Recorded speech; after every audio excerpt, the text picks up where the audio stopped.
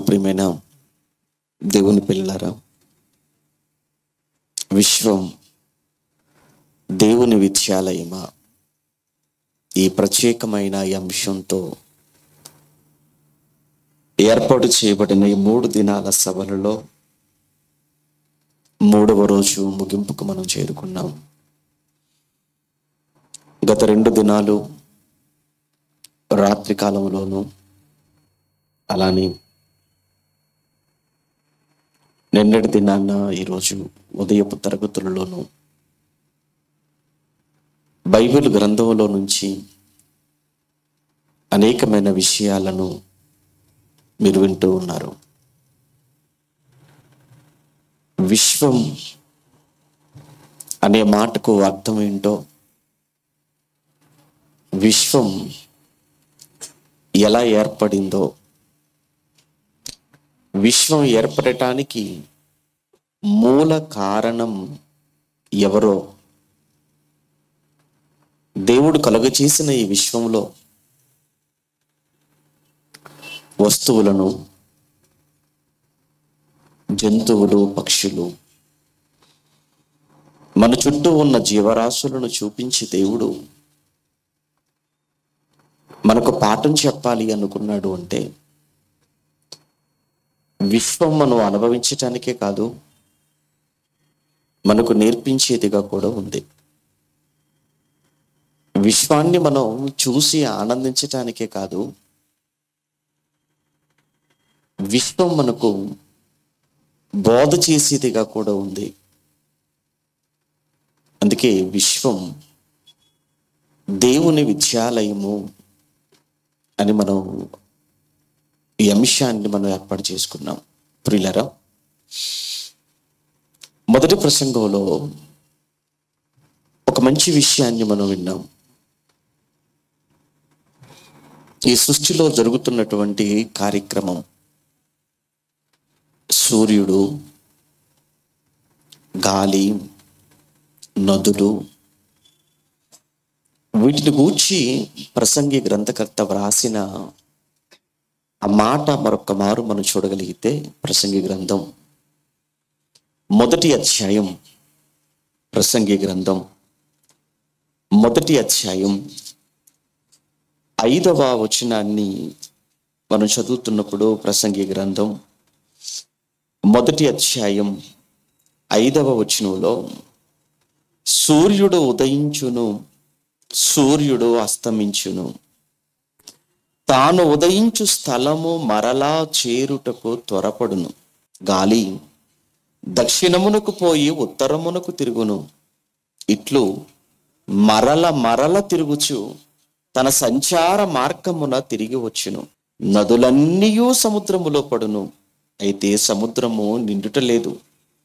నదులు ఎక్కడ నుండి పారి వచ్చునో అక్కడికే అవి ఎప్పుడును మరలిపోవును అన్నాడు.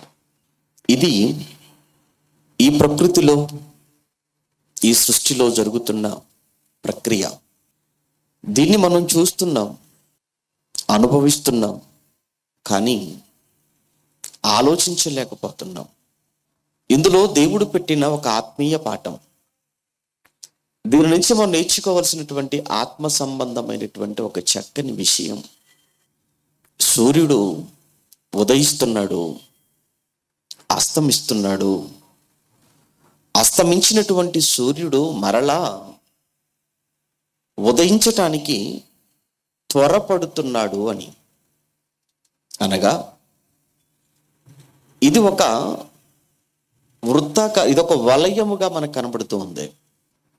ఆ తర్వాత గాలి, అది ఎక్కడి నుంచి బయలుదేరి మరలా ఎక్కడికి వెళుతుందో, మరలా అక్కడి నుంచి మరలా అది దక్షిణానికి చేరుతుంది అన్నట్లు దాని గురించి కూడా గ్రంథకర్త మాట్లాడుతూ, అదే సమయంలో నదులు కూడా సముద్రంలో కలుస్తున్నాయి. మరలా సముద్రాలు మరలా అవి వేడెక్కి మేఘాలుగా ఆకాశములో, ఆ మేఘాలలో బంధింపబడి వేడెక్కిన నీరు ఆవిరిగా మరలా అది వర్షంగా కురిసి మరలా ఆ నీరు నదుల్లోనికి చేరుతుంది. ఈ మూడింటి విషయంలో ఒకే అర్థం, ఒకే భావం మనకు కనబడుతుంది. అవి వాటి ప్రారంభం మర్చిపోలేదు, మరలా అవి అక్కడికి చేరటానికి త్వరపడుతున్నాయి. అది విషయం. అవి ఎక్కడి నుంచి అయితే బయలుదేరాయో మరలా అక్కడికి చేరుతున్నాయి. అవి బయలుదేరిన చోటుకు మరలా చేరిపోతున్నాయి. అక్కడికి సభకు వచ్చారు, మరో గంట తర్వాత మరలా మీరు వెళ్ళిపోతారు. ఎక్కడికి వెళ్తారు? మీరు ఎక్కడి నుంచి మీరు బయలుదేరి వచ్చారో అక్కడికే కదా మీరు వెళ్ళాలి. వేరు వేరు ప్రాంతాల నుంచి వచ్చారు. ఇక్కడ ఒక పని నిమిత్తం వచ్చారు, సభల నిమిత్తం వచ్చారు. ఈ సభ ముగిసిన మరుక్షణమే మరలా నేను మా ఇంటికి వెళ్ళిపోవాలి, మా ఊరు వెళ్ళిపోవాలి, మా ప్రాంతానికి వెళ్ళిపోవాలి. ఇక్కడ ఒక గంట తర్వాత ఎంతగా మిమ్మల్ని ఉండమని మేము బ్రతిమిలాడని ఏ ఒక్కరూ ఉండరు. ఎందుకు? ఇది మీ స్థలం కాదు, ఇది మీ ఊరు కాదు, ఇది మీ చోటు కాదు. ఇది ఏమండి, ఒక 5,000 ఇస్తాం ఉండండి అన్నారు అనుకోండి, ఉండరండి. 10,000 ఇస్తామండి, మాకెందుకండి, మా ఇంటికి వెళ్ళిపోవాలి మేము. కారణం, మీదంటూ ఒక సొంత నివాసం, ఊరు, మీరు విడిచి వచ్చిన ప్రదేశం, అక్కడ మీ ఇల్లుంది, మీ భూములున్నాయి, మీ బంధువులు ఉన్నారు, మీ సమస్తం అక్కడ ఉండిపోయింది. మిమ్మల్ని ఒంటరిక్కడ ఉండిపోమంటే మీరు ఎలా ఉండిపోతారు? అందుకే అయిపోయిన మరుక్షణమే వెళ్ళిపోవాలి, వెళ్ళిపోవాలి, వెళ్ళిపోవాలి, వెళ్ళిపోవాలి. బాగుంది, తప్పు కాదు. సూర్యుడు కూడా తూర్పున కనబడుతున్నాడు, ఉదయాన్ని మరలా పడమరకు సాయంత్రం అయ్యేటప్పటికి వెళ్ళిపోతున్నాడు, అక్కడ అస్తమిస్తున్నాడు. మరలా అక్కడి నుంచి సూర్యుడు మరలా త్వరపడుతున్నాడట. ఎక్కడికయ్యా అంటే, నేను మరలా తూర్పుకు వెళ్ళిపోవాలి, మరలా వెళ్ళిపోవాలి నేను. ఇది చూపించి దేవుడు చెప్పాలనుకున్న ఒక ఆత్మ సంబంధమైన పాఠమే మొదటి ప్రసంగంలో మీరు విన్నది. అనగా మనము కూడా విడిచిపెట్టి వచ్చినటువంటి ఒక లోకం ఉంది. మరి విడిచిపెట్టి వచ్చిన లోకానికి వెళ్ళాలనేటువంటి ఆ తొందర ఎంతమందికి ఉంది? ఎవరు త్వరపడుతున్నారా? అసలు మనం ఒక లోకం నుంచి వచ్చామనే సంగతి తెలుసా ఎవరికైనా? ఈ విషయాలను మీరు ఇలా ఆలోచిస్తూ ఉండండి. ఇలాంటి మరొక విషయాన్ని ఇర్మియా గారు మాట్లాడతారు. ఒకసారి ఇర్మియా గ్రంథానికి కూడా వెళ్దాం. ఇర్మియా గ్రంథం 8వ అధ్యాయం, ఇర్మియా గ్రంథం 8వ అధ్యాయం 7వ వచనాన్ని మనం చూడగలిగితే ప్రియులారా, ఇర్మియా గ్రంథం 8వ అధ్యాయము 7వ వచనంలో, ఆకాశములకెగురు సంకుబడి కొంగ అయినను తన కాలమును ఎరుగును. ఆకాశమునకు ఎగురు సంకుబడి కొంగ, కొంగలలో ఎన్నో. అందులో ఒక జాతి గురించి మాట్లాడుతున్నాడు. సంకుబడి కొంగ అయినను తన కాలమును ఎరుగును. తెల్లగువ్వయు మంగళ కత్తి పిట్టయు ఓదె కొరుకును తాము రావలసిన కాలమును ఎరుగును. ఏమండి, పక్షి గురించి మాట్లాడుతున్నాడు. ఇక్కడ పక్షుల గురించి మాట్లాడుతున్నాడు. అక్కడ సూర్యుడు గురించి మాట్లాడాడు, గాలి గురించి చెప్పాడు, నదుల గురించి చెప్పాడు. ఇక్కడికి వచ్చేటప్పటికి ఆకాశములో ఎగురుతున్న పక్షుల గురించి మాట్లాడుతున్నాడు. రాత్రి కూడా మనం ఒక మాట చదువుకున్నాం. మరి ఎంతమందికి జ్ఞాపకం ఉందో ఒకసారి మీరు ఆలోచించండి. యోబు గారు కూడా మృగములను విచారించుము, అవి నీకు బోధించును అన్నాడు. అలానే ఆకాశ పక్షులను కూడా విచారించు, అవి నీకు తెలియచేయును అన్నాడు. యోబు గ్రంథం 12వ వచ్చిన కదండి, రాత్రి మనం చదువుకున్నాం. ఒకసారి ఆ మాట చూస్తారా? యోబు గ్రంథం 12వ అధ్యాయం, రాత్రి చదువుకున్న మాట. యోబు గ్రంథం 12వ అధ్యాయం 7వ వచనం, అయినను మృగములను విచారించుము, అవి నీకు బోధించును. మృగాలు, జంతువులను విచారించు, జంతువులను ఆలోచించు, అవి నీకు బోధ చేస్తాయి. జంతువులు ఏ విధమైన బోధ చేస్తాయో రాత్రి కొంత మనం నేర్చుకున్నాం. పశువులు మనిషికి బోధ చేస్తున్నాయి. ఆఖరికి మన ఇంట్లో పెంచుకునే పెంపుడు జంతు కుక్క, అది కూడా మనకు బోధ చేస్తుంది. నేను నీ పట్ల విశ్వాసాన్ని చూపుతున్నాను, నేను నీ పట్ల విశ్వాసం చూపుతున్నా. మనిషి, నువ్వు దేవుని పట్ల విశ్వాసం కలిగి ఉండు.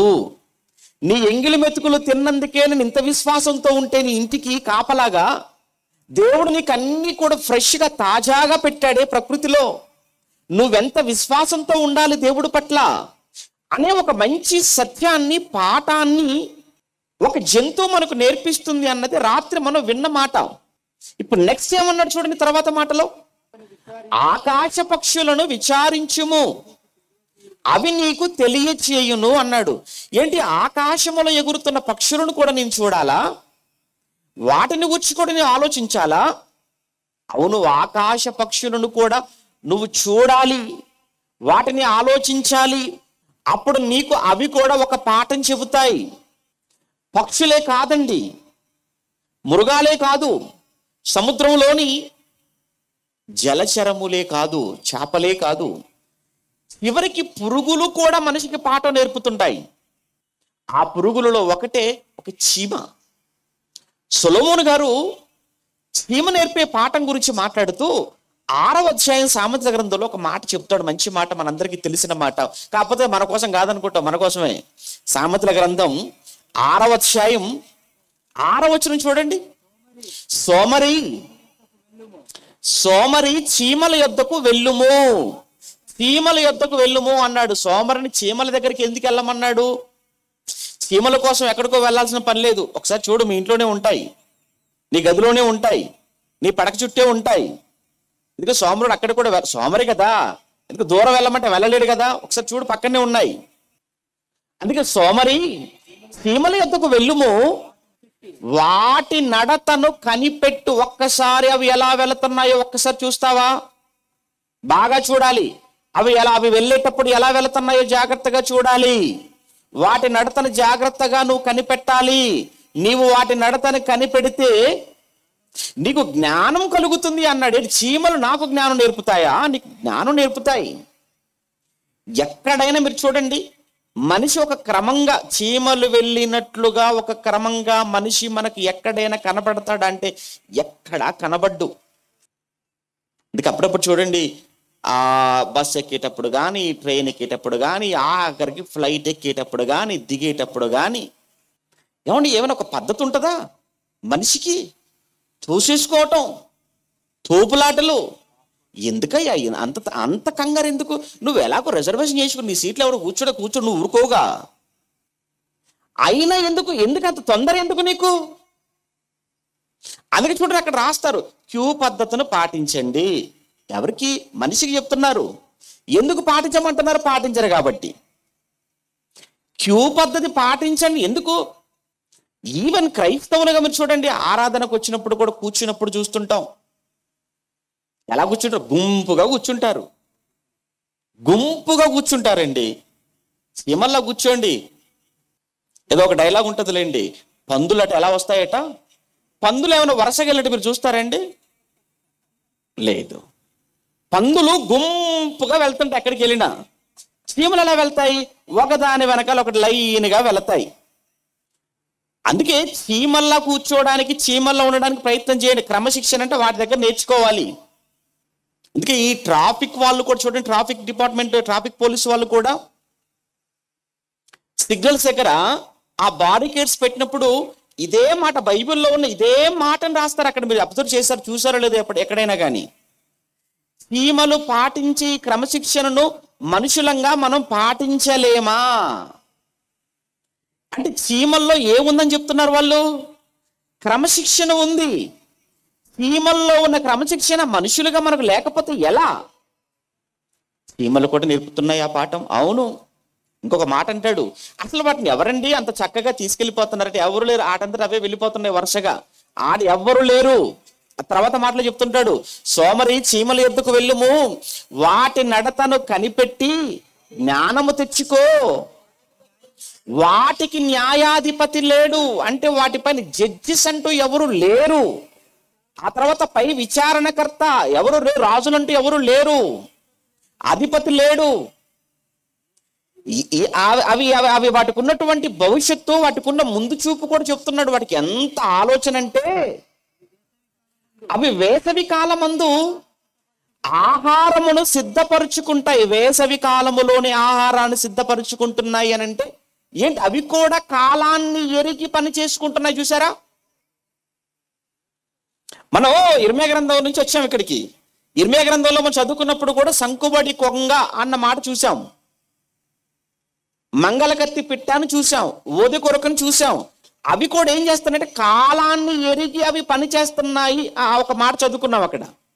ఇక్కడ చీమల దగ్గరకు వచ్చినప్పుడు చీమలు కూడా ఏమన్నాడు చూడండి అక్కడ, అవి వేసవి కాలమందే ఆహారమును సిద్ధపరుచుకొనును అంటున్నాడు. అంటే వేసవి కాలములో అవి ఎండ కదా, ఉక్కపోత కదా, అమ్మ బయటికి ఏమి వెళ్ళిపోతాం అని అనుకోవట.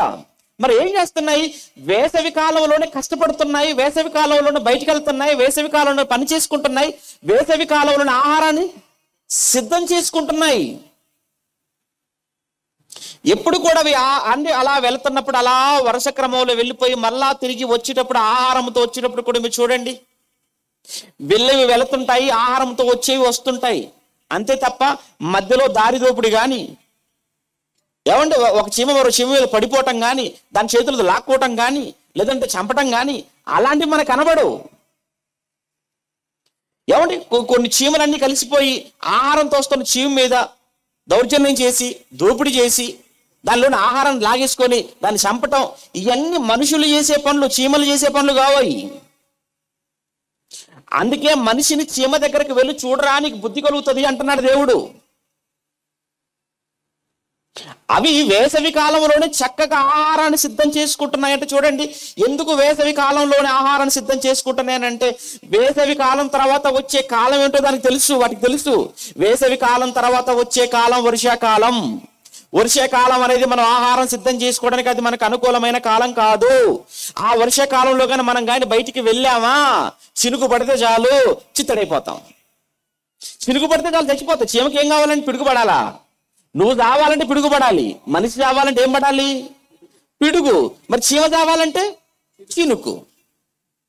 అందుకే వచ్చేటువంటి ఆ వర్షాకాలం అది మనకు అనుకూలమైన కాలం కాదది, అది చాలా ప్రమాదకరమైన కాలం మనకు. కనుక ఈ కాలంలోనే వచ్చే కాలానికి సరిపడా ఆహారాన్ని మనం సిద్ధం చేసుకుంటే తప్ప మనం ఆ కాలం గడిచేంత వరకు హ్యాపీగా ఉండలేము. ఆకలి గురించినటువంటి ఆలోచన లేకుండా మనం ఉండగలం అనే ఇంత భవిష్యత్తు, ఇంత ముందస్తు ఆలోచన చీమకుందండి. చీమ ఏ పాటిదండి మనిషి ముందు? మన ముందు చీమ ఏ పాటిది అది? అప్పుడప్పుడు అంటున్నా చూసావా, ఒరేయ్ చీమలా నలిపేస్తాను రా అంటుంటారు. అప్పుడప్పుడు డైలాగులు కొడుతుంటారు, భారీ డైలాగులు. నువ్వు నా ముందు చీమ లాంటి వాడవరా అంటుంటారు. తెలుసు కదా? అంటే అర్థం ఏంటి? చాలా చిన్నది.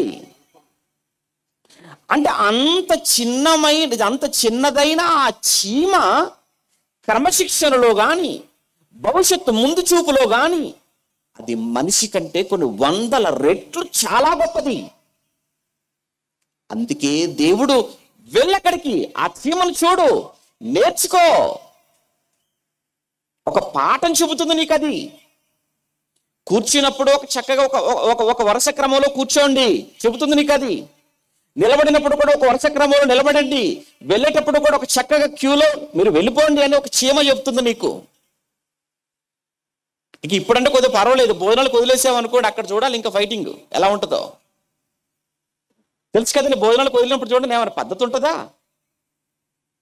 ఆ వడ్డించే వాళ్ళు, అయ్యండి వరుసలో నిలబడిన వాళ్ళు, ఒక 10 మంది 20 మంది 50 మంది ఒకేసారిగా గిన్నెలు పట్టుకొని వెళ్ళి ఆ వడ్డించే వాళ్ళకు దాన్ని ఆ డేక్ష మీద పెడతారో తెలియదు, వాళ్ళ ముఖం మీద పెడుతుంటారో తెలియదు. ఎంత కష్టంగా ఉంటుంది. ఎందుకు? ఒక వరుస క్రమంలో వస్తే వడ్డించే వాళ్ళకు కూడా సులువుగా ఉంటుందండి. ఒకేసారి వెళ్ళి మీద పడ్డారు అనుకోండి, వాళ్ళకున్నవి 2 చేతులే, వాళ్ళకి 2 చేతులే, ఒక చేతితో వడ్డించాలి. ఎందుకు? ఒక పద్ధతి ఉండదా? ఒక క్రమశిక్షణ పాటించరా అక్కడ? అంటే మనం క్రైస్తవులం కదా, క్రైస్తవుడు అంటే ఏంటో తెలుసా? క్రమశిక్షణ కలిగిన వాడు. క్రైస్తవుడు అంటే క్రమశిక్షణ కలిగిన వాడు. బైబిల్ ప్రకారంగా ఒక మంచి డిసిప్లిన్ ఉండాలి. సమయం అంటే సమయమే. కూర్చునే విషయంలో కానీ, నిలబడే విషయంలో కానీ, వచ్చే విషయంలో కానీ అన్నిటిలో ఈ లోకానికి మనమే ఒక రోల్ మోడల్గా కనిపించాలి. పరపక్షం ముందుండువాడు అంటాడు. అంటే అనగా అన్ని జనులలో ఉన్న వాళ్ళు ఎవరు కూడా ఏ విషయంలో కూడా నిన్ను నన్ను మనలను వేలెత్తి చూపనంత గొప్పగా మనం ఉండాలి అంటాడండి. తీతు పత్రికలో ఆ మాట చెప్తాడు. ఒకసారి చూస్తారా ఆ మాట? తీతు పత్రిక 2వ అధ్యాయం, తీతు పత్రిక 2వ అధ్యాయం 8వ వచనంలో, తీతు పత్రిక 2వ అధ్యాయం 7వ వచనం చూడండి. పరపక్షమందుండు వాడు అన్నట్టు చూడండి. తీతు పత్రిక 2వ అధ్యాయం 7వ వచనంలో పరపక్షమందుండు వాడు మనలను గూర్చి చెడ్డ మాట లేదా చెడు మాట ఏదియో చెప్పనేరక సిగ్గుపడినట్లు అన్నిటి యందు నిన్ను నీవే సత్కార్యముల విషయమై మాదిరిగా కనపరుచుకో. మాదిరిగా ఉండాలి అన్నాడు. అనగా పరపక్షమందుండు వాడు నీ గురించి ఏదైనా చెడ్డ మాట మాట్లాడాలంటే వాడు సిగ్గుపడాలి. క్రైస్తవ్యాన్ని చూసి అవతల వాళ్ళు సిగ్గుపడాలి. వాళ్ళకి అవకాశం ఇవ్వకూడదు మాట్లాడడానికి. మనలో మనం అనేకమైన విభేదాలతో, కక్షలతో, పగలతో ముక్కలైపోయి మనమే ఒకరినొకరు దూషించుకొని ఒకరినొకరు సవాలంటే అబ్బబ్బబ్బబ్బా ఎంత హడావుడి చేసామనుకోండి, అవతల చూసేవాడు ఏమనుకుంటాడు? అవతల వాడు మన కోసం ఏం మాట్లాడుకుంటాడు చెప్పండి? అబ్బా క్రైస్తవులు చాలా గొప్పవాళ్ళు అనుకుంటాడా? బైబిల్ చాలా గొప్పది అంటాడా? నేను క్రైస్తవుని కాకపోవటమే చాలా మంచిదండి అనుకుంటాడేమో.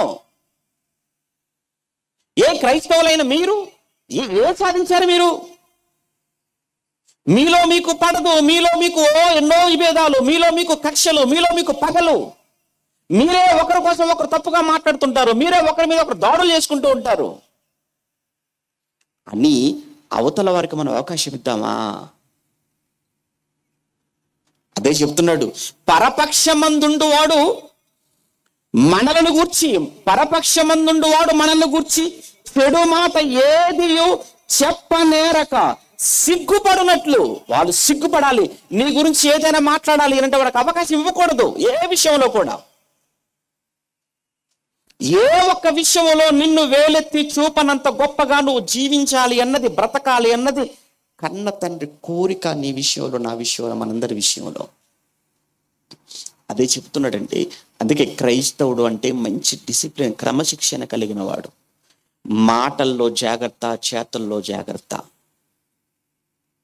అందుకే దారి తప్పిన, మార్గం మరిచిన, బ్రతుకు పరమార్థాన్ని తెలియక బ్రతుకుతున్న ఈ మానవాళికి మరలా తిరిగి ఒకసారి వారి గతం ఏంటో, వారి భవిష్యత్తు ఏంటో, జన్మ పరమార్థం ఏంటో, దేవుడేంటో, దేవుని ప్రేమ ఏంటో, ఇవన్నీ దేవుడు 66 పుస్తకాలలో వ్రాయించినా ఇందులో వ్రాయించక ముందే దేవుడు ఈ సృష్టిలో పెట్టాడు, ప్రకృతిలో పెట్టాడు.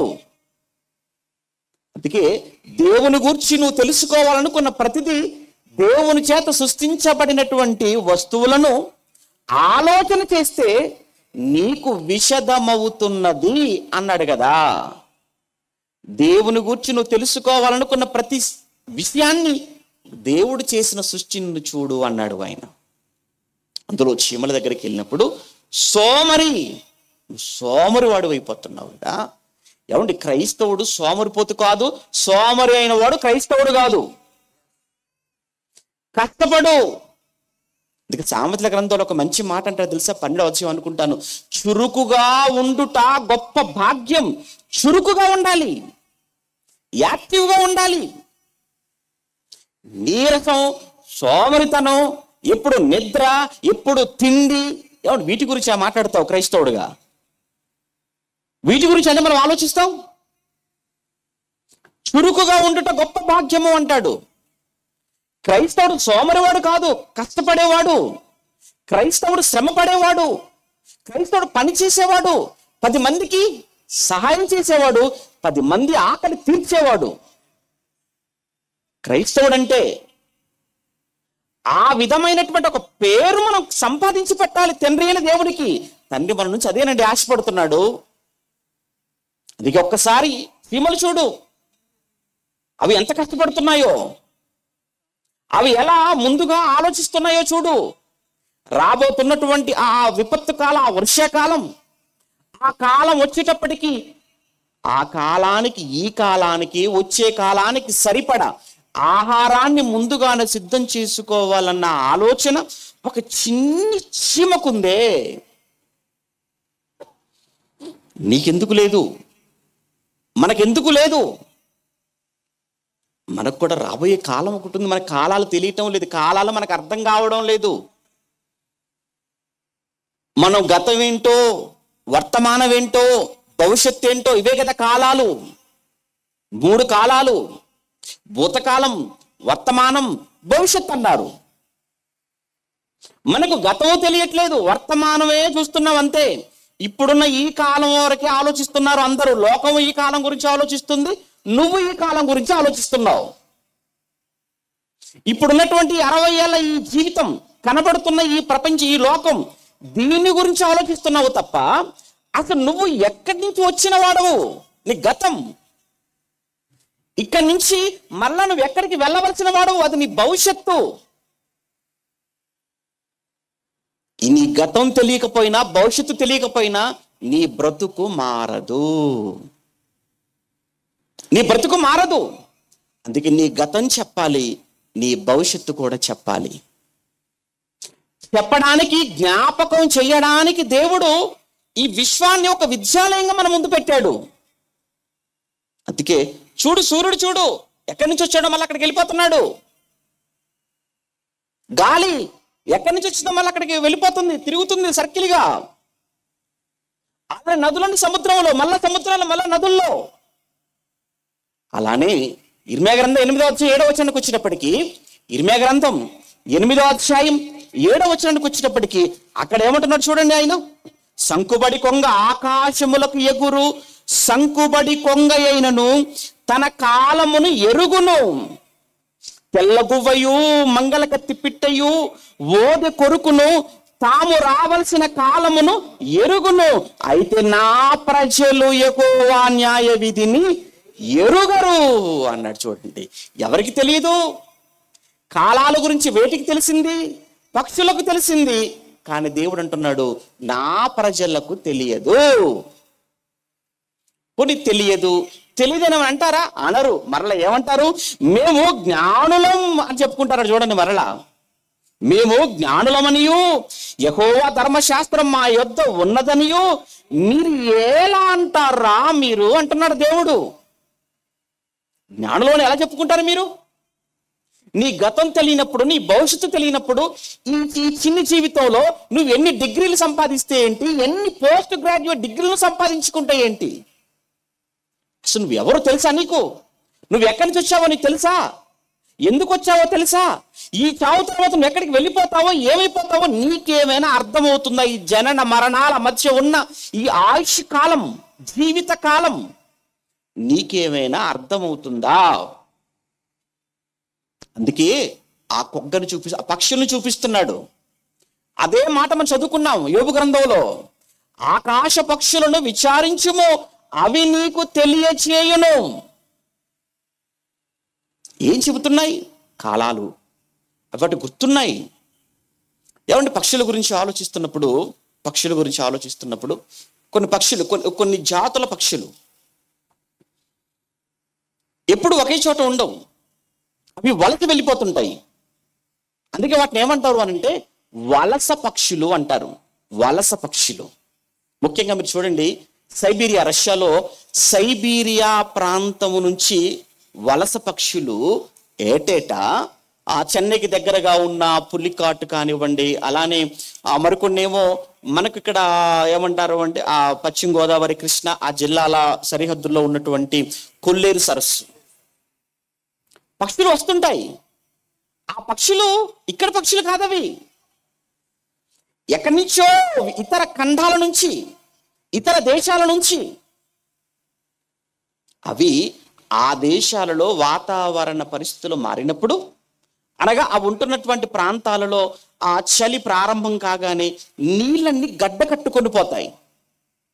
ఆ నీళ్ళన్నీ గడ్డ కట్టుకున్నటువంటి ఆ పరిస్థితుల్లో అవి అక్కడ నివసించటానికి కానీ, ఆహారానికి కానీ ఇబ్బందిగా, కష్టంగా మారి, ఎప్పుడైతే ఇక శీతాకాలము ప్రారంభం అవుతుంది అనుకుంటాయో వెంటనే అవన్నీ కూడా, పక్షులన్నీ అక్కడి నుంచి ఖాళీ చేయటం ప్రారంభిస్తాయి, అక్కడి నుంచి ఇక బయలుదేరటం ప్రారంభిస్తాయి. అవి ఎంతవరకు ఎగరగలవండి, ఎంతవరకు ప్రయాణం చేయగలవు ఆకాశంలో? ఏమండి, ఎక్కడో ఏమంటారు, యూరోప్ నుంచి, ఆఫ్రికా నుంచి ఖండాలు, ఆసియా ఖండంలో ఎక్కడో ఇతర దేశాలలో కొన్ని వందల వందల వందల వేల మైళ్ళ కిలోమీటర్ల ప్రయాణం ఆకాశంలో. ఎంత గట్టిగా అవి ప్రయాణం చేసినా గంటకు ఒక 30-40 కిలోమీటర్ల వేగం కంటే ఎక్కువగా అవి ప్రయాణం చేయలేవండి. మరి ఇన్ని వందల వేల కిలోమీటర్లు ఆకాశానికి ఎగిరినటువంటి ఆ పక్షులు మన ఇండియాలో ఎక్కడో పులికాటుకు, ఎక్కడో కొల్లేరుకు వస్తాయి. మరల ఇక్కడికి వచ్చిన తర్వాత, మరల ఇక్కడ వాటికి ప్రతికూల వాతావరణం ఎప్పుడైతే ప్రారంభం అవుతుందో, ఇక్కడ కష్టంగా ఎప్పుడైతే మారిపోతుందో, అప్పుడు మరలా అవి ఇక్కడి నుంచి ఎగరటం ప్రారంభిస్తాయి. మరలా అక్కడికి వెళ్ళిపోతున్నాయి. అనగా ఆకాశమున ఎగురుతున్న పక్షులు అవి ఎక్కడి నుంచి వచ్చాయో అవి జ్ఞాపకం పెట్టుకుని మరలా అవి విడిచి వచ్చినటువంటి ఆ మార్గాన్న, విడిచి వచ్చిన స్థలానికి అవి వెళ్ళిపోతున్నాయి. అంటే వాటికి గుర్తుంది, వాటికి జ్ఞాపకం ఉంది.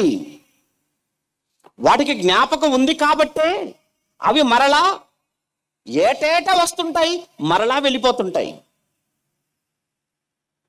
ఏమండి, ఎవరండి వాటికి రూట్ చూపిస్తున్నారు? ఎవరండి ఆకాశంలోకి ఎగిరిపోతే? ఏమంటే ఈరోజు విమానాలు సేఫ్గా ల్యాండ్ అవుతున్నాయి, విమాన ప్రయాణాలు జరుగుతున్నాయి అని అంటే కారణం ఏంటంటే, అబ్బో చాలా పెద్ద వ్యవస్థ పనిచేస్తుంది వెనకాల. ఎన్నో ఉపగ్రహాలు వాటి నుంచి అందుకుంటున్నటువంటి ఏమంటే ఆ సిగ్నల్స్, ఎన్నో విమానాశ్రయాలలో వాటిని దింపడానికి, పైకి పంపడానికి ఎన్నో కొన్ని వందల మంది, వేల మంది మొదటి రోజు విన్నారు కదా, పని చేస్తున్నారు వాళ్ళు. వాళ్ళందరూ కూడా అంత నిబద్ధతతో, అంత సక్రమంగా వాళ్ళు పని చేస్తున్నారు కనుకనే విమానము అనుకున్న చోట దిగగలుగుతుంది క్షేమంగా. మరి విమానాన్ని దింపడానికైతే వెనకాల ఇంతమంది ఉన్నారు. పక్షులకేం తెలుసండి? వాటికే సిగ్నల్ వ్యవస్థ ఉందండి. వాటిని ఎవరండి ఆపరేట్ చేస్తున్నారు? వాటికి ఉన్నటువంటి ఆ శక్తి చూడండి, ఆ జ్ఞాపక శక్తి. పక్షి అంటేనే చిన్నది, అందులో దాని తల మరీ చిన్నది, దాని తలలో మెదడెంత? దాని మెదడెంతండి? చాలా చిన్న మెదడు కదా. ఇంత చిన్న మెదడు కలిగిన ఒక పక్షి తాను విడిచిపెట్టి వచ్చినటువంటి ఆ దేశం, ఆ ప్రాంతాన్ని జ్ఞాపకం పెట్టుకొని కొన్ని నెలల ప్రయాణం, కొన్ని రోజుల ప్రయాణం చేసి ఇక్కడికి వచ్చి మరలా ఇక్కడి నుంచి మరలా ఎగిరి మరలా అక్కడికి చేరుకుంటుంది అని అంటే, చేరుకుంటున్నాయి పక్షులు అని అంటే, నిజంగానండి వాటికి ఉన్నటువంటి ఆ జ్ఞాపక శక్తి, అవి చేరుకోవటానికి కారణం అవి మర్చిపోలేదు. అవి ఏ దేశం నుంచి వచ్చాయో అవి జ్ఞాపకం పెట్టుకున్నాయి. ఒక పక్షి అది విడిచిపెట్టి వచ్చిన స్థలాన్ని, దేశాన్ని జ్ఞాపకం పెట్టుకొని అక్కడికి వెళుతుంది. మరి మన సంగతి ఏంటి? మన సంగతి ఏంటి? మనం ఎక్కడి నుంచి వచ్చాం? మీరు ఎక్కడి నుంచి వచ్చారనగానే మీ ఊరి పేరు చెప్పకండి. మనం ఎక్కడి నుంచి వచ్చాము అనగా, ఏమండి మీరు ఎక్కడి నుంచి వచ్చారనగానే మేము పలానా అరకు నుంచి వచ్చామండి, పలానా జీకేగూడ నుంచి వచ్చామండి, లేకపోతే ఇంకా పలానా పాడేరు నుంచి వచ్చామండి, పలానా ఏమండి, ఇది కాదు. అక్కడికి ఎక్కడి నుంచి వచ్చావు? అర్థమైంది? అక్కడికి నువ్వు ఎక్కడి నుంచి వచ్చావు? లేదా ఈ లోకానికి నువ్వు ఎక్కడి నుంచి వచ్చావు? నువ్వు ఈ లోకానికి ఎక్కడి నుంచి వచ్చావు అన్న సంగతి నువ్వు మరచిపోయావు అని అంటే, నువ్వు ఎక్కడి నుంచి వచ్చావో మరచిపోయావంటే, మరచిపోయిన వాడిని ఏమంటారు తెలుసా? పిచ్చివాడు అంటారు. మరి అంతే కదా. రైల్వే స్టేషన్లో, బస్ స్టాండ్లలో మీరు చూడండి, రోడ్డు పక్కన అప్పుడప్పుడు ఏమన్నా జుట్టు అంతా పెంచేసుకొని, గడ్డం పెంచేసుకొని, మాసిపోయి చిరిగిన బట్టలు వేసుకొని ఆ రోడ్డు పక్కన బస్ స్టాండ్లో పడుకున్న వాళ్ళు ఏ ఊరన్నారంటే ఏం చెప్పరు. ఏమండి ఎక్కడి నుంచి వచ్చారంటే అసలు ఏం మాట్లాడరు. ఎందుకు? వాళ్ళకి ఏం తెలియదు. లేదా మెంటల్ హాస్పిటల్కి వెళ్ళారనుకోండి, పిచ్చి ఆసుపత్రికి వెళ్ళారనుకోండి, అక్కడ వాళ్ళకి ఏమైనా తెలుసా అండి? వాళ్ళ పేరు తెలియదు, వాళ్ళు ఎక్కడి నుంచి వచ్చారో తెలియదు. ఎందుకు? వాళ్ళ మానసిక స్థితి బాగోలేదు. అంటే వాళ్ళు ఎవరో చెప్పలేని స్థితిలో ఉన్న వారిని పిచ్చివాళ్ళు అంటున్నప్పుడు, నువ్వు కూడా ఎవరో, నువ్వు ఎక్కడి నుంచి వచ్చావు అన్న సంగతి నువ్వు మర్చిపోయి బ్రతుకుతున్నావు అని అంటే నిన్నేమనాలి? మేధావి అనాలా? అనవదే. కానీ బైబిల్లో కొంతమంది ఉన్నారండి, వాళ్ళు మర్చిపోలేదట. వారు ఎక్కడి నుంచి వచ్చారో అన్న సంగతిని ఈ లోకానికి వచ్చిన తర్వాత కూడా వాళ్ళు మరచిపోలేదు. అలా మరచిపోకుండా భూమి మీద బ్రతికిన వారి గురించి అపోస్తుడైన పౌలు గారు రాస్తుంటాడు. హెబ్రీ పత్రిక 11వ అధ్యాయం, హెబ్రీ పత్రిక 11వ అధ్యాయం 15వ వచనంలో, హెబ్రీ పత్రిక 11వ అధ్యాయం 13, 14 చదువుతున్నప్పుడు వీరందరూ అన్నాడు. ఎవరయ్యా వీరందరూ అనంటే హేబేలు అన్నాడు, హానోకు అంటున్నాడు, నోవహు, అబ్రహాము, ఇస్సాకు, యాకోబు, వీరందరూ ఆ వాగ్దాన ఫలము అనుభవింపకపోయినను దూరము నుండి చూచి వందనము చేసి తాము భూమి మీద పరదేశులమును యాత్రికులమునై ఉన్నామని ఒప్పుకొని విశ్వాసము గలవారే మృతి పొందిరి. ఈలాగు చెప్పువారు తమ స్వదేశమును వెదుకుచున్నామని విషదపరుచుచున్నారు కారా అన్నాడు. అంటే ఇలాంటి వారందరూ వారి స్వదేశమును వెతుకుచున్నారు అన్నాడట. అదేంటంటే స్వదేశం ఏంటి? వాళ్ళు ఉన్న దేశం కాదా స్వదేశం? వారు ఉన్నటువంటి దేశం అది వారి స్వదేశం కాదా? మరలా ఒకవేళ వాళ్ళు ఉన్నదే వారి స్వదేశం అయితే మరలా వారి స్వదేశాన్ని వెతుకుచున్నారని ఎందుకంటాడు? ఇప్పుడు మనం అడిగామనుకోండి, ఏమండి మీరు ఏ దేశం అండి అని అన్నారు అనుకోండి, గర్వంగా చెప్పుకుంటాం, ఏమండి భారతదేశం అండి, ఇండియా అండి అంటాం. మనకు అదే తెలుసు. కానీ ఇండియాలో అడుగు పెట్టడానికి ముందేంటి? అమెరికా అని అడిగితే నేను అమెరికా అని చెప్తాడు. ఏ దేశం వాడు ఆ దేశం పేరు చెప్తాడు. ఆ దేశమే తన దేశం అనుకుంటాడు. కానీ ఆ దేశానికి రాక ముందు కూడా ఉన్నటువంటి ఆ మనిషి ఎక్కడున్నాడు, ఎక్కడి నుంచి వచ్చాడు, ఈ సంగతి మనుషులు మర్చిపోయారు. కాబట్టి ఈరోజు దేశాల మధ్య యుద్ధాలు, మర్చిపోయారు కనుకనే రాష్ట్రాల మధ్య యుద్ధాలు, ప్రాంతాల మధ్య యుద్ధాలు, కుటుంబాల మధ్య యుద్ధాలు, వ్యక్తుల మధ్య కూడా ఈరోజు గొడవలు, చంపుకోవటం. ఎందుకు? ఏమనుకున్నారు? ఈ దేశమే మా దేశం, ఈ ప్రాంతమే మా ప్రాంతం, ఏమంటే ఇదే మా స్వదేశం, ఇదే మా పర్మనెంట్ స్థిరం అన్న ఆలోచనతో మనుషులు ఉన్నారు కనుకనే కదా ఈరోజు మనుషుల మధ్య ఈ కక్షలకు, ఈ కలహాలకు, ఈ చావటాలు, చంపుకోవటానికి ప్రధానమైన కారణం మనిషి అసలు తన స్వదేశం ఏంటో ఎరగకపోవటం. వీళ్ళందరూ ఏమనుకున్నారు తెలుసా? మేము ఈ భూమి మీద పరదేశులం, మేము ఈ భూమి మీద యాత్రికులం అన్నాడు. మనమందరం, మరి వాళ్ళందరూ కూడా పరదేశులైనప్పుడు మనం పరదేశులమే. వారు యాత్రికులు అన్నప్పుడు మనం మాత్రం యాత్రికులం కాదా? అందుకేనండి మనం యాత్రికులం కాబట్టే పర్మనెంట్గా మనం ఈ భూమి మీద మనం ఉండట్లేదు. మొదటి విషయం. రెండో విషయం ఏంటంటే మనం కేవలం నిజంగా మనం పరదేశులం కాబట్టే మనం ఎలా వచ్చామో మళ్ళీ తిరిగి అలా వెళ్ళిపోతున్నాం. ఏమంటే ఈ మధ్యకాలంలో మనం సంపాదించుకున్నటువంటి బంగారం వదిలేసి, డబ్బులు వదిలేసి, భూములు వదిలేసి, కట్టినిల్లు వదిలేసి, ఆఖరికి నీ పేరు మీద ఉన్న అన్నీ వదిలేసి ఎందుకు ఊరకనే వెళ్ళిపోతున్నావు?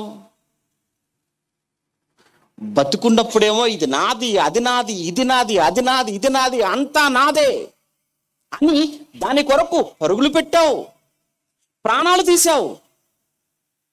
చివరికి నీ ప్రాణం పోయేటప్పటికీ అన్ని వదిలేసి ఒంటరిగా వెళ్ళిపోతున్నావు. ఎందుకు? నువ్వు పరదేశీవరా బిడ్డ, నువ్వు ఊరకనే వచ్చావు ఇక్కడికి. నువ్వు తల్లి గర్భం నుంచి ఈ భూమి మీదకి వచ్చినప్పుడు ఎలా నువ్వు దిగంబరిగా వచ్చావో, మరలా నువ్వు ఈ లోకాన్ని వదిలి వెళ్ళిపోయేటప్పుడు నువ్వు అలానే వెళ్ళిపోవాలి. నీది పర్మనెంట్ కాదు. ఇక్కడ ఎవరు పర్మనెంట్ కాదు. అమెరికా ప్రెసిడెంట్ అయినా వెళ్ళిపోవాలి. ఎంతమంది అమెరికా ప్రెసిడెంట్ వెళ్ళిపోలేదు? ప్రపంచాన్ని ఏలిన ఎందరో చక్రవర్తులు, వాళ్ళందరూ వెళ్ళిపోయారు. చక్రవర్తులు వెళ్ళిపోయారు, ధనవంతులు వెళ్ళిపోయారు, శాస్త్రవేత్తలు వెళ్ళిపోయారు, మేధావులు వెళ్ళిపోయారు. నువ్వు నేను అనగా ఏమాత్రం మనం ఇక్కడ ఉండిపోతామా? కొద్ది కాలం బ్రతకడానికి దేవుడిచ్చినటువంటి చిన్న జీవితం ఇది.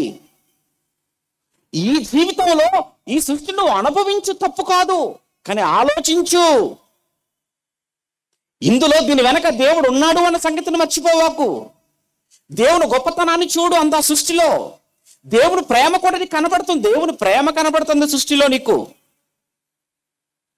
దేవుడు ఉన్నాడు అన్న సంగతి చెబుతుంది సృష్టి. దేవుని గొప్పతనం చెబుతుంది సృష్టి.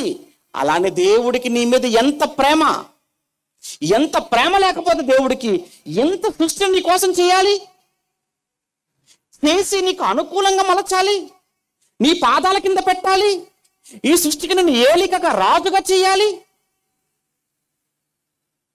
ఎన్ని రంగులు పెట్టాడని మనం మాట్లాడుకుంటున్నాం కదా.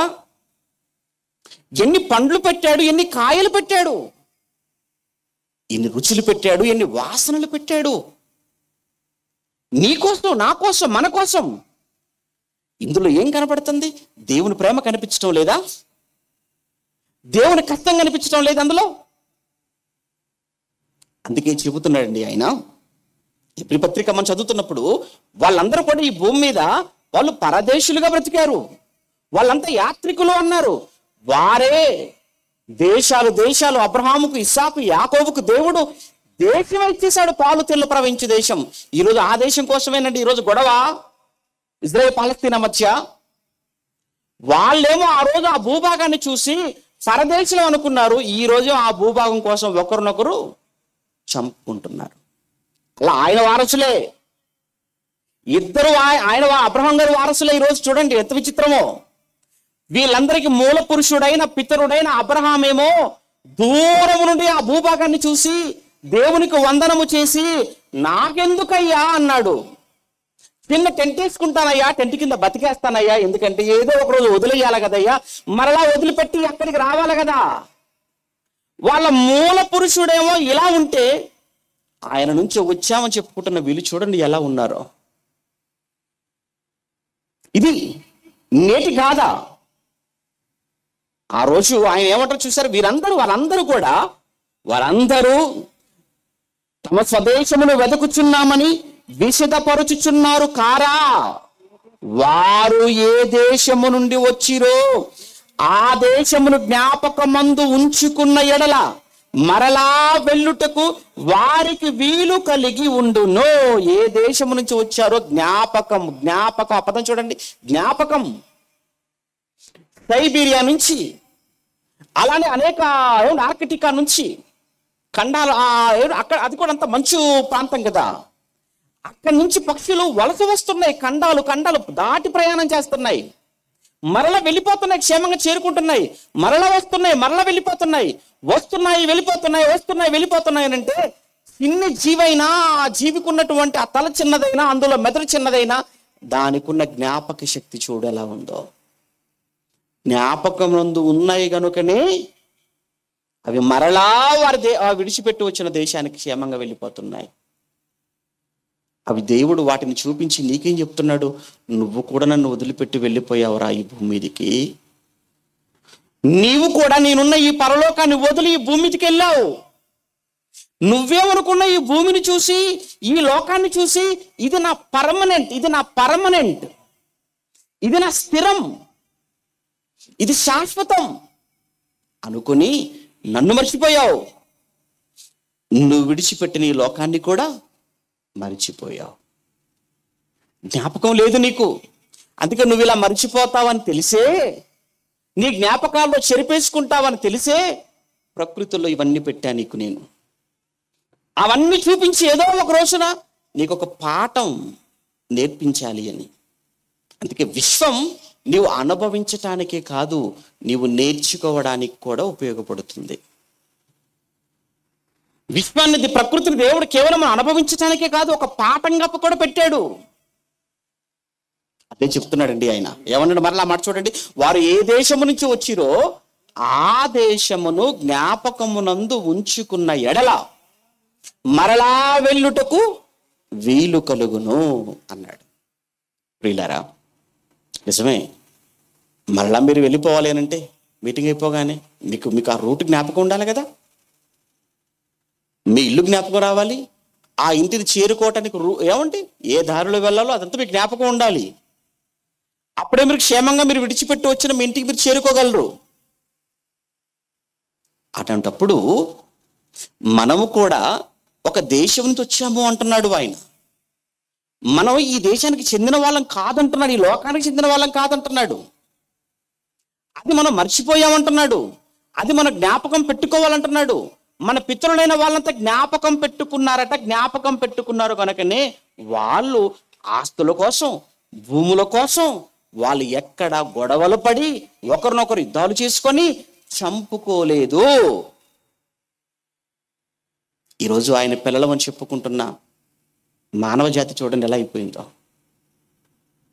చంపుకుంటున్నారు. దేనికోసం చంపుకుంటున్నారు? భూమి కోసం. ఎంతయ్యా అంటే ఒక అడుగు స్థలం, ఒక అడుగు స్థలము కోసం ఒక అన్న తమ్ముడిని కర్రతో బాది చంపేస్తున్నాడు. తమ్ముడు అన్నం చంపుతున్నాడు. ఆ స్థలం కోసమే పిల్లలే తల్లిదండ్రులు చంపుకుంటున్నారు. అంటే వాళ్ళకి తల్లి కంటే, అన్న అనే ఆ బంధం కంటే, తమ్ముడు అనే ఆత్మీయత కంటే వాళ్ళకి అడుగు స్థలం ఎక్కువైపోయిందా? ఈరోజు బంధాల కంటే, విలువల కంటే, ఆత్మీయత కంటే, అనురాగాల కంటే ఈరోజు డబ్బు ఎక్కువైపోయింది, ఈరోజు స్థలం ఎక్కువైపోయింది, అధికారాలు ఎక్కువైపోయే మనుషులకు, విలువలు లేని మనుషులుగా ఈరోజు మనం చూస్తున్నాం సమాజంలో. పోనీలేండి, వాళ్ళంటే చెడు పాడైపోయారండి. మనకేమైంది? మన సంగతి ఏంటి? అదే చెబుతున్నాడండి ఆయన.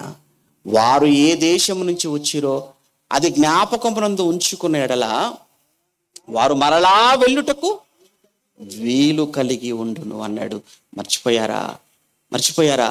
జ్ఞాపకం లేదా? అందుకే జ్ఞాపకం చేస్తున్నాం. మనం ఈ లోకానికి చెందిన వారం కాదు. అందుకే ఆ అధ్యాయంలో చివరికి వెళ్ళేటప్పటికి ఏమంటాడు తెలుసా? ఆ అధ్యాయం చివరికి వెళ్ళేటప్పటికి అట్టి వారికి లేదా ఇట్టి వారికి ఈ లోకము యోగ్యమైనది కాదు. అట్టి వారికి ఈ లోకము యోగ్యమైనది కాదు. మరి ఏ లోకం అయ్యా వారికి యోగ్యం? నేనున్న లోకం. దేవుడు నేనున్న లోకం రా. మీరు ఎక్కడున్నారో తెలుసా? ఈ లోకంలో ఉన్నారు. ఈ లోకంలో కాదురా, నాలో ఉన్నారు. అది 90వ కీర్తన, మోషే గారు రాసిన ఆ 90వ కీర్తన మొదటి వచనాన్ని మనం చదివితే 90వ కీర్తన మొదటి వచనంలో 90వ కీర్తన మొదటి వచనం చూడండి. ప్రభువా, తరతరముల నుండి మాకు నివాస స్థలము నీవే. తరతరాల నుండి మాకు నివాస స్థలము నీవే అనగా మనమంతా కూడా ఎక్కడ ఉన్నవారము, ఎవరిలో ఉన్నవారము? తరతరాలు అంటే దేవునిలో. దేవుడు ఎక్కడున్నాడు? పరలోకంలో ఉన్నాడు. దేవుడైన ఆత్మ దేవుడు అంటే ఆత్మ అయిన ఆ దేవుడు అనగా ఆయన పరమాత్మ. మనం జీవాత్మలం. ఒకప్పుడు మనం అందరము ఉన్నది ఆ పరలోకంలో, పరమాత్మ అయినటువంటి ఆయనలో భాగముగా మనం ఉన్నవారము. అందుకే ఆయన ఏమంటున్నాడు తెలుసా? కిందికి వెళ్ళేటప్పటికి ఏమంటున్నాడు మళ్ళీ తర్వాత మాటలో? తరతరముల నుండి మాకు నివాస స్థలము నీవే. పర్వతములు పుట్టక మునుపు, భూమిని లోకమును నీవు పుట్టించక మునుపు, యుగ యుగములు నీవే దేవుడవు. నీవు మనుషులను మంటికి మార్చుచున్నావు. ఆ మాట చూడండి. నీవు మనుషులను మంటికి మార్చుచున్నావు. నరులారా తిరిగి రండి, నరులారా తిరిగి వచ్చేయండి అంటున్నాడండి ఆయన. తిరిగి వచ్చేయండి అంటున్నాడు. అంటే అర్థం ఏంటి? ఒరే, మీరు ఇక్కడి నుంచి వెళ్ళారురా, మీరు వెళ్ళింది ఇక్కడి నుంచి వెళ్ళారు. నేనున్న ఈ లోకం నుంచి మీరు వెళ్ళారు. నేనున్న ఈ పరలోకం అనే ఈ మహాలోకము నుంచి ఈ భూమి మీదకి మీరు వెళ్ళారు. యాత్రికులుగా వెళ్ళారు, పరదేశులుగా వెళ్ళారు. ఒక యాత్రికుడు పరదేశి చూడాలి, ఆనందించాలి, ఆస్వాదించాలి ప్రకృతి అందాలను. ఆకలైతే భోజనం, దప్పికైతే నీళ్లు, కట్టుకోవడానికి బట్ట, ఇవన్నీ ఉండాలి ఒక టూరిస్టుకు. అంతే తప్పని ఇక్కడే ఉండిపోతాను పర్మనెంట్ గా కుదరదు.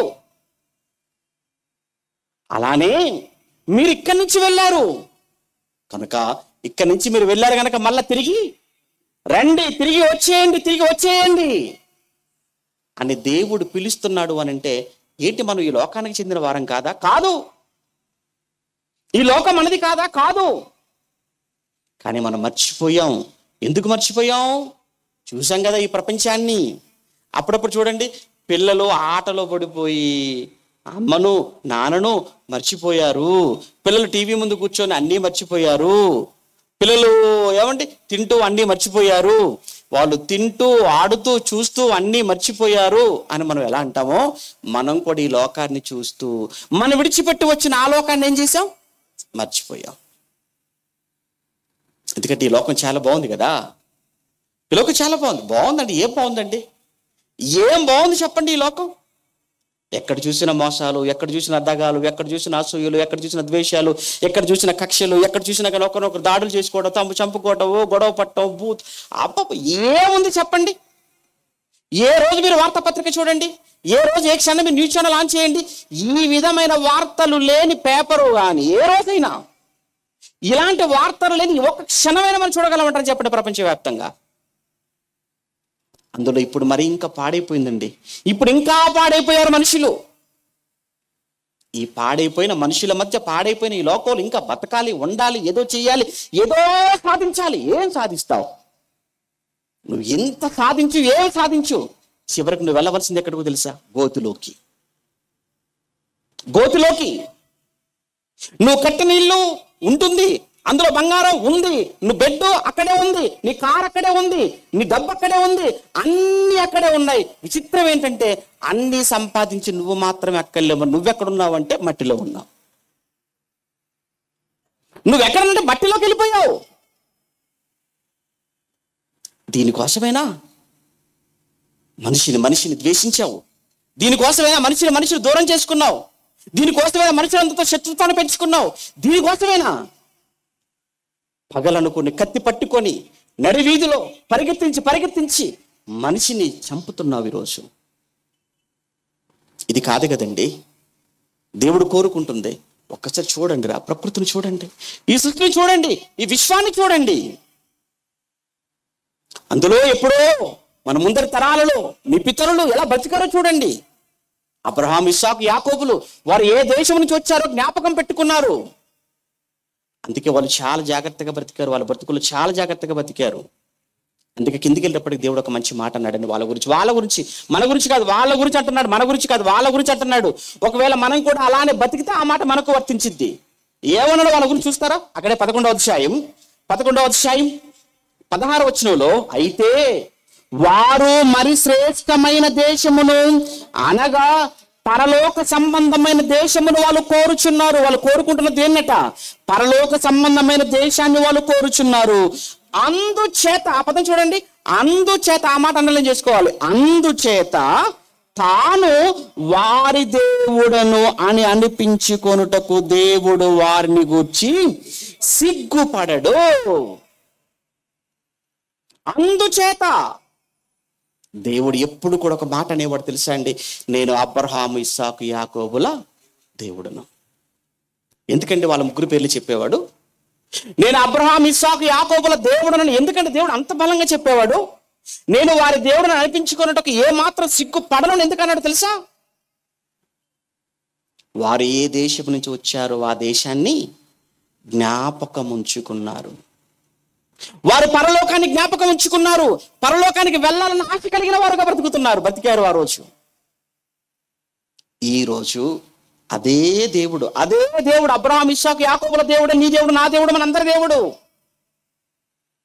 అదే దేవుడు ఈ రోజు మన గురించి, నేను ఈ పట్టణంలో ఉన్న నా పిల్లల దేవుడును, ఈ రాష్ట్రంలో ఉన్న నా పిల్లల దేవుడును, లేదా నీ పేరు చెప్పి, నా పేరు చెప్పి, నేను మీ దేవుడును అని ఆయన మన గురించి చెప్పాలి అని అంటే, మనము కూడా మనం విడిచిపెట్టి వచ్చిన ఆ దేశాన్ని జ్ఞాపకంలో ఉంచుకొని అక్కడికి వెళ్ళటానికి మనం ఆరాటపడితే, అప్పుడు దేవుడు మన దేవుడు అని ఆయన మన గురించి చెప్పుకుంటాడు. నీవు చెప్పుకోవటం కాదు, నేను ఆ దేవుని నమ్ముకున్నా, నువ్వు చెప్పుకుంటే కుదరదు. మనం చెప్పుకోవటం ఏమో సులువుగా చెప్పుకుంటాం, మనం ఆయన చెప్పాలి. ఇది చెప్తా తెలుసా, జగన్ గారు నాకు తెలుసండి అని నువ్వు చెప్పటం కాదు, జగన్ గారు నీ గురించి చెప్తే అది గొప్ప సంగతి అవుతుంది. ఏమండి మోడీ గారు నాకు తెలుసా నువ్వు అన్నావు అనుకో, నీకు కాదు అందరికీ తెలుసు, కానీ ఆయనకు నువ్వు తెలుసా? ఇప్పుడు ఏది గొప్ప సంగతి? ఆయన నీ గురించి చెప్పినప్పుడు, ఆయన నీ పేరు చెప్పినప్పుడు అది గొప్ప, నువ్వు చెప్పుకోవటం కాదు. ఇప్పుడు నువ్వేమంటావు? నేను క్రైస్తవునండి అని చెప్పుకుంటావేమో, నేను యేసుని నమ్ముకున్నానని చెప్పుకుంటావేమో, నేను అబ్రాహాము ఇస్సాకు యాకోబుల దేవుని సేవిస్తున్నానని నువ్వు చెప్పుకుంటావేమో, కానీ ఆయన చెప్పాలి కదా నీ గురించి. ఆయన చెప్పాలి కదా. ఆయన నీ గురించి చెప్పాలి అని అంటే, వారు ఎలా అయితే ఆ పరలోకాన్ని వెతికారో, ఆ పరలోకంకు వెళ్ళడానికి ఎలా అయితే వాళ్ళు ఈ భూమి మీద బ్రతికారో, జీవించారో, మనము కూడా అలానే బ్రతికి ఆ లోకం కోసం మనం ఎదురు చూస్తూ ఉంటే, అప్పుడు ఆయనే అంటాడు, ఇదిగో నేను మీ దేవుడును, నేను వీరి దేవుడును. ప్రభునందు ప్రియమైన దేవుని పిల్లలారా, నిజంగా ఏవైనా ఆలోచన కలిగి ఉన్నారా? ఆ లోకానికి వెళ్ళాలి, పరలోకానికి వెళ్ళాలి. అయితే ఆ పరలోకం వెళ్ళాలి అని అంటే, ఆ పరలోకానికి తీసుకెళ్ళగలిగిన, ఆ పరలోక మార్గాన్ని చూపగలిగిన, ఆ పరలోకానికి నిన్ను నడిపించగలిగిన ఒకే ఒక నాథుడు, ఆయన యేసుక్రీస్తు. ఆయన మాత్రమే. ఎందుకంటే నేనన్న మాట కదా, ఆయనే అన్నమాట. ఏమన్నాడు యోహాను సువార్త 14:6లో? నేనే మార్గం, నేను కూడా అనలేదు, నేను ఒక మార్గం అనలేదు ఆయన. నేనే వన్ అండ్ ఓన్లీ, నేనే మార్గం, నేనే సత్యం, నేనే జీవం, నా ద్వారా తప్ప ఇంక నీకు వేరే మార్గం లేదు, ఇక నా ద్వారా తప్ప అన్నాడు. నా ద్వారా తప్ప ఎవరును తండ్రి యొద్దకు అనగా పరలోకానికి రాలేడు. కన్ఫర్మ్ గా చెప్పేశాడు ఆయన. ప్రపంచంలో మిగిలిన వారికి యేసు ప్రభుకున్న ప్రధానమైన తేడా, యేసు ప్రభుల వారికి ప్రపంచంలో ఏమంటే ఆయన మంచి మాటలు చెప్పాడు, ఈయన బాగా మంచి మాటలు చెప్పాడు చెప్పొచ్చేమో, కానీ చెప్పిన వాటిని ఎంతవరకు వాళ్ళు పాటించారు? చెప్పడమే ఉందండి, ఎవరైనా చెప్తారు, పాటించాలి కదా. యేసు ప్రభు దగ్గరకు వస్తే ఏదైతే చెప్పాడో అది తన బ్రతుకులో చూపించాడు. తన బ్రతుకులో చూపించిందే ఈ ప్రపంచానికి చెప్పాడు. అందుకే ప్రపంచంలో యేసుక్రీస్తు ఎవరికి అందనంత ఎత్తులో ఈరోజు ప్రపంచంలో కనబడుతున్నాడంటే కారణం ఆయన బోధలు మాత్రమే కాదు, ఆయన బ్రతుకు కూడా. అందుకే యేసు ప్రభు చెప్పాడు, నేనే మార్గం, నేనే సత్యం, నా ద్వారా తప్ప ఎవడు పరలోకానికి చేరుకోలేడు. నీకు పరలోకం కావాలా? నువ్వు విడిచిపెట్టి వచ్చిన ఆ దేశం అదే, నువ్వు విడిచిపెట్టి వచ్చిన లోకం అదే పరలోకం. ఆ లోకానికి నువ్వు వెళ్ళాలి, ఆ లోకానికి నువ్వు చేరుకోవాలి అనుకుంటే నీకున్న ఒకే ఒక ఆప్షన్. ఆప్షన్స్ లే, only option, only one option. అదే యేసుక్రీస్తుల వారు నేనే నేనే నేనే అన్నాడు. మనం అందరం ఆ మార్గంలోకి వచ్చాం. ఈ మార్గంలోకి మీరందరూ రావడానికి యేసుని గురించి మీ దగ్గరికి తీసుకొచ్చిన ఎందరో సేవకులు కదా. ఎంతమంది సేవకులు ఈ ప్రాంతంలో. నిజంగా ఈ ప్రాంతంలో సేవ చేస్తున్న వాళ్ళు నిజంగా వాళ్ళ కష్టం ఏంటో, వాళ్ళ బాధ ఏంటో నువ్వు అర్థం చేసుకోగలం. రోడ్లు సరైనటువంటి రోడ్డు మార్గాలు ఉండవు. వాతావరణ పరిస్థితులు ఇప్పుడు ఎలా మారిపోతాయో తెలియదు. ఏమంటే సమయానికి భోజనం ఉండదు. ఎంత ప్రయాసతో కూడుకుందో ఈ ప్రాంతంలో సేవ చేయటం అనేది ఏమంటే తెలుసండి, అర్థం చేసుకోగలమండి సాటి సేవకులుగా. సింగ వేదిక మీద ఉన్న వాళ్ళే కాదు, ఇంకా ఎందరో ఈ ప్రాంతంలో సేవను జరిగిస్తున్నారు.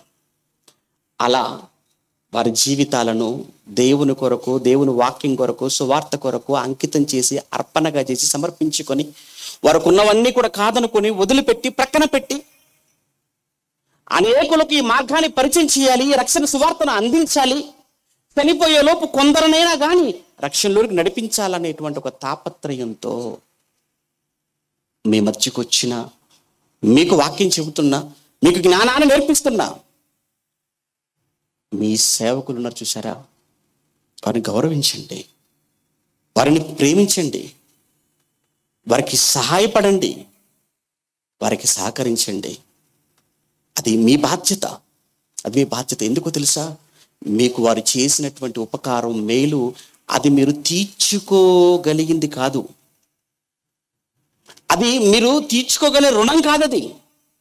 వారు మీ దగ్గరికి వచ్చి ఉండకపోతే, మీకు వాక్యం చెప్పి ఉండకపోతే, మీకు యేసుప్రభుని గురించి మీకు తెలిసి ఉండకపోతే, మీరు ఈ మార్గంలోకి వచ్చి ఉండకపోతే, ఈరోజు మీరు ఇంత ఆనందంగా, ఇంత స్వేచ్ఛగా పరలోకానికి వెళ్ళగలమన్న ఆ ధీమా, ఆ ధైర్యం ఈరోజు మీకు ఉండేదా? లేదు. ఆ రోజు మొదటి శతాబ్దంలో అపోస్తలుడైన పౌలు గారు కూడా ఆయన చేసిన పరిచర్యలో ఆయన అంత సేవ చేయగలిగాడు. అన్ని ప్రాంతాలకు వెళ్ళగలిగాడు, అన్ని పట్టణాలకు వెళ్ళగలిగాడు, అన్ని దేశాలకు వెళ్ళగలిగాడు, అన్ని ఖండాలను కూడా ఆయన సువార్త చెప్పగలిగాడు అని అంటే ఆయన ఒక్కడే కాదు, ఆయన వెనకాల అనేక మంది సపోర్టర్స్ ఉన్నారు, సహకారులు. పౌలు గారు ఒకానొక సమయంలో కొరింథీ అనే పట్టణానికి వెళ్ళినప్పుడు, ఆ కొరింథీ పట్టణంలో సుమారుగా 18 నెలల పాటు ఆయనకు ఆశ్రయం ఇచ్చారు, ఆతిథ్యం ఇచ్చారు, ఆయన అవసరాలకు సహాయం చేశారు. వారే అకుల ప్రిస్కిల్లా అనే దంపతులు, భార్యాభర్తలు. అందుకే కొరింథీలో ఒక బలమైన సంఘాన్ని పౌలు గారు ఆయన ఏర్పాటు చేయగలిగారు. ఎందుకు ఈ విషయాన్ని మీకు చెప్తున్నాను అని అంటే, మీ ప్రాంతంలో పనిచేసే సేవకులు చాలా పేదవాళ్ళు. వారు ఏమి అడగని వారు, ఆశించని వారు. నేను ఉదయం మాట్లాడుతున్నప్పుడు అదే చెప్తున్నారు. ఇక్కడ ఉన్నటువంటి తమ్ముళ్ళు ఇద్దరు ప్రిన్సిపల్స్ కావచ్చు, వేదిక మీద ఉన్న మిగతా వాళ్ళు కావచ్చు, మరి వాళ్ళకి ఎవరైనా సపోర్టర్స్ ఎవరు ఉన్నారా? సహాయం చేసే వాళ్ళు ఎవరైనా ఉన్నారా? లేదు. ఎవరో ఒకరు ఇద్దరు అంతే. ఇంతమందిగా ఉన్నారే, వందలాది మందిగా, వేలాది మందిగా ఉన్నారు.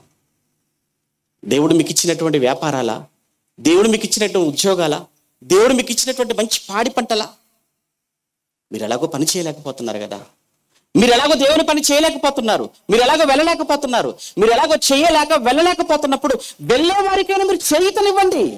వెళ్ళే వారికి మీరు చేయుతనిస్తే వారు వెళతారు కదా. మా నిమిత్తం ఎవరు పోతారు అన్నాడు ఆయన. మేము వెళ్ళిపోతామని ముందుకొచ్చారు. ముందుకొచ్చిన వారికి ఆ రోజు అంత్యోక్యలో ఉన్న సంఘం పౌలు బర్నబాను పంపించారు, మీరు వెళ్ళండి సేవకు అని. మీరు ఎందుకు చేయకూడదా పని? దేవుడు మీకు ఇచ్చిన క్షేమకరమైన స్థితిని మీరు జ్ఞాపకం చేసుకోండి. దేవుడు మీకు ఇచ్చిన ఆరోగ్యాన్ని మీరు జ్ఞాపకం చేసుకోండి. దేవుడు మీకు ఇచ్చినటువంటి ఉద్యోగాలు మీరు జ్ఞాపకం చేసుకోండి. దేవుడు మీకు ఇచ్చిన కుటుంబాలను కూడా మీరు జ్ఞాపకం చేసుకోండి ప్లీజ్. ఏమంటే నిజంగా ఒక్కొక్క ఉద్యోగస్తులు, ఒక్కొక్క సేవకుడికి పోషణగా వెనకాల ఉండి నిలబడగలిగితే ఏమంటే సేవ ఎందుకు జరగదండి? ఎన్ని ప్రాంతాలకు వెళ్ళేదండి సేవ? ఎంతమందికి సత్యాన్ని వినిపించగలిగే వాళ్ళమండి? ఎందరికీ ఈ సువార్తను పరిచయం చేయగలిగే వాళ్ళం మనం మతం మార్చే వాళ్ళం కాదు.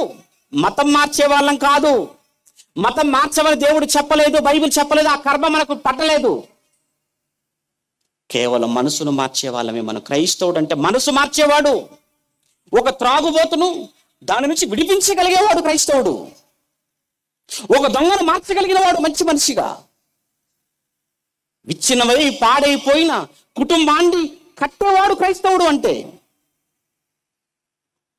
ఎన్నో వ్యసనాలలో నుంచి విడిపించి ఒక మంచి మనిషిగా దేవుడు కోరుకున్న వ్యక్తిగా ఈ సమాజం మధ్య నిలబెట్టేవాడే క్రైస్తవ సేవకుడు. అంటే మతం మార్చేవాడు కాదండి. ఒకవేళ మతం మార్చేస్తే మళ్ళీ ఎవరో చోరీ మళ్ళీ వెళ్ళిపోతాడు, మళ్ళీ వదిలిపెట్టొచ్చు, అక్కడికి వెళ్ళిపోతాడు. ఒక్కసారి ఆలోచించండి. ఎందుకంటే సహకారుల పేర్లు కూడా ఏమన్నాడు తెలుసా? జీవ గ్రంథంలో రాయబడ్డాయి.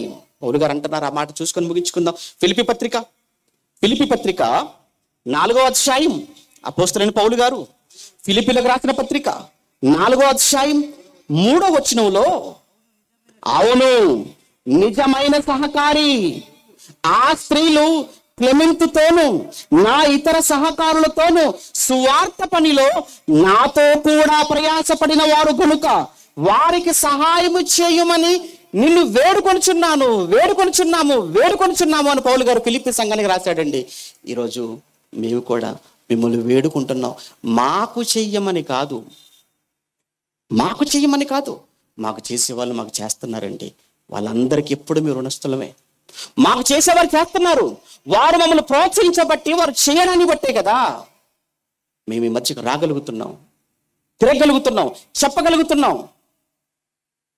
కనుక మీ ప్రాంతంలో నమ్మకమైన సేవను జరిగిస్తున్న సేవకులైన వారు ఎందరో వారి కొరకు ఆ సంఘాలు ఆలోచించాలి.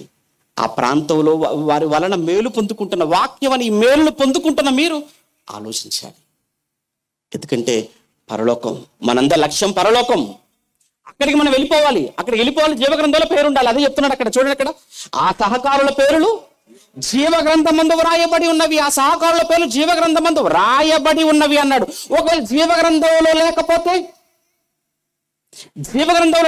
ప్రకటన గ్రంథం 20:15 ఎవని పేరైనను జీవగ్రంథమునందు వ్రాయబడినట్టు కనబడని ఎడల వాడు మండుచున్న అగ్నిగుండములో పడవేయబడెను. అంటే నువ్వు అగ్నిగుండాన్ని, నిత్య నరకాన్ని తప్పించుకోవాలి అంటే నీ పేరు జీవగ్రంథములో ఉండాలి. నీ పేరు జీవగ్రంథములో ఉండాలి అని అంటే నీవు సువార్త పనిలో సహకారిగా ఉండు. నువ్వు చేయగలవా? చెయ్యలేవా? కనీసం చేసేవారికి సహకారిగానైనా ఉండు. ఎందుకు? మనందరి లక్ష్యం ఒకటే. కన్ను మూస్తే ఎక్కడికి వెళ్ళిపోవాలి? ఆ పరలోకానికి చేరుకోవాలి. ఎందుకు పరలోకం చేరుకోవాలి? మనం వచ్చింది అక్కడి నుంచే. మనం విడిచిపెట్టించింది ఆ పరలోకమే. మన లోకం అదే లోకం, అది శాశ్వతమైన లోకం. మన తండ్రి అక్కడే ఉన్నాడు, మన స్వాస్థ్యం అది. ఆ సంగతి మనం మర్చిపోయాం. మనం విడిచిపెట్టి వచ్చిన ఆ దేశాన్ని, ఆ లోకాన్ని మనం మరచిపోయాము గనుక ఒక్కసారి సూర్యుని చూడురా అన్నాడు దేవుడు. ఒక్కసారి ఆ నదులన్నీ చూడు అన్నాడు. ఒక్కసారి ఆ గాలిని చూడు అన్నాడు. పక్షుల్ని చూడు అన్నాడు. అవన్నీ ఎలా అయితే విడిచిపెట్టి వచ్చినటువంటి ఆ స్థలానికి మళ్ళా వెళ్ళిపోతున్నాయో నువ్వెందుకురా మర్చిపోయావు? నువ్వు విడిచిపెట్టి వచ్చిన స్థలాన్ని. నీవు ఉన్న లోకం పరలోకం, నేనున్న లోకం పరలోకం. నీవంటే నా దగ్గరికి వచ్చేయాలి. మన్నైన వెనకటి వలన మళ్ళా మంటికి చేరిపోవాలి. ఆత్మ దయచేసిన దేవుని యొద్దకు వెళ్ళిపోవాలి. అది రూల్ అది. కానీ వెళ్ళిపోవాలి అని అంటే క్రీస్తు యొద్దకు రావాలి. క్రీస్తు యొద్దకు వస్తే సరిపోదు. నువ్వు దేవుని పనిలో నమ్మకంగా క్రీస్తు అడుగుజాడలు నడుచుకుంటూ, నువ్వు సువార్త చెబుతూ, అనేకులకు మంచి మార్గాన్ని ఉపదేశిస్తూ, లేదా ఉపదేశించే వారికి సహకారిగా ఉంటూ నీ పేరు జీవగ్రంథంలో లిఖింప చేసుకుంటే అప్పుడు కానీ నీకు ఆ పరలోకం అనేది నీకు దక్కదు. ఇది విశ్వం మనకు నేర్పించే విద్య. విద్య నేర్పిస్తుంది కాబట్టి విద్య నేర్చుకునే స్థలాలను ఏమన్నారు? విద్యాలయాలు. ఈ విశ్వం మనకు నేర్పించే విద్య ఇది. అందుకే ఈ విశ్వం ఏ విద్య? దేవుని విద్య. ఈ 3 దినాల లోక విద్యను మీకు చెప్పలేదు. మీకు అర్థమైందా? ఏ కోణంలో తిరుగుతున్నాడు భూమి, ఎంత దూరంలో మనకున్నాడు, అయ్యన్ని ఎందుకు? అయ్యన్ని లోకంలో పాఠాలు చెప్తారు. అది లోక విద్య. దేవుని విద్య ఏంటి? ఎందుకుంది? ఎవరు పెట్టారు? ఇది దేవుని విద్య.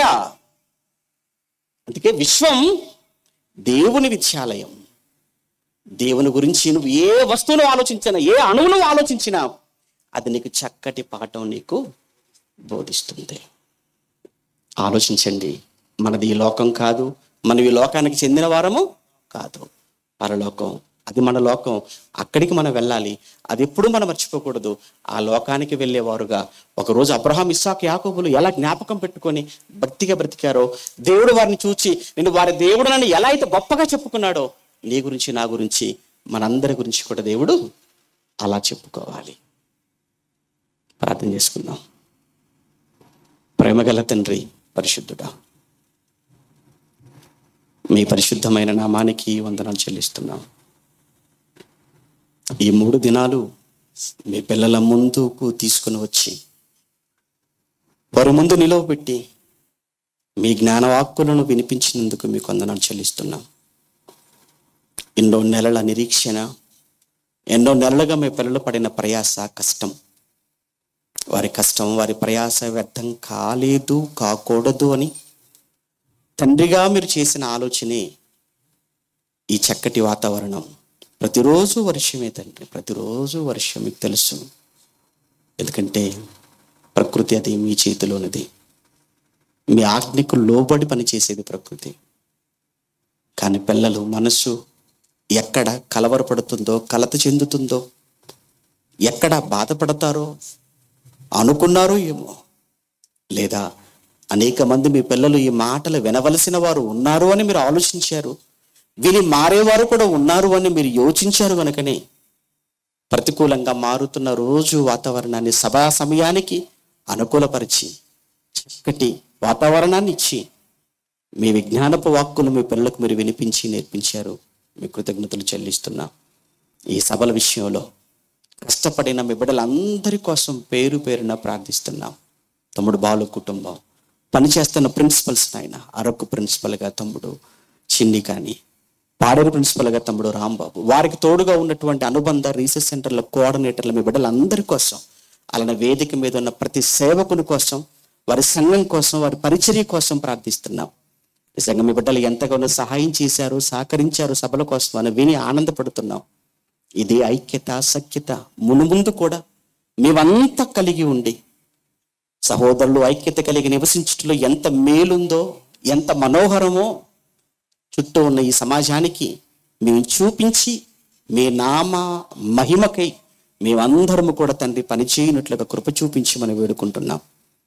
ఈ తరంలో ఇంతటి జ్ఞానాన్ని నాయన మాకు నేర్పించిన మీ కుమారులు మా ఆత్మీయ తండ్రి గారికి చక్కటి ఆయుష్ ఆరోగ్యాన్ని ప్రసాదించమని వేడుకుంటూ వెళుతున్న మీ బిడ్డలందరినీ క్షేమంగా వారు చేరవలసినటువంటి చోటికి వారిని క్షేమంగా చేర్చుమని క్రీస్తునామని ప్రార్థన అడుగుతున్నాము తండ్రి. ఆమేన్. మన తండ్రైన దేవుని ప్రేమ, కుమారుడైన యేసుక్రీస్తుల వారి కృప, పరిశుద్ధాత్మని యొక్క అన్యోన్య సహవాసం ఇప్పుడు ఎల్లప్పుడు సదాకాలం మనందరికీ తోడై నడిపించును గాక. ఆమేన్.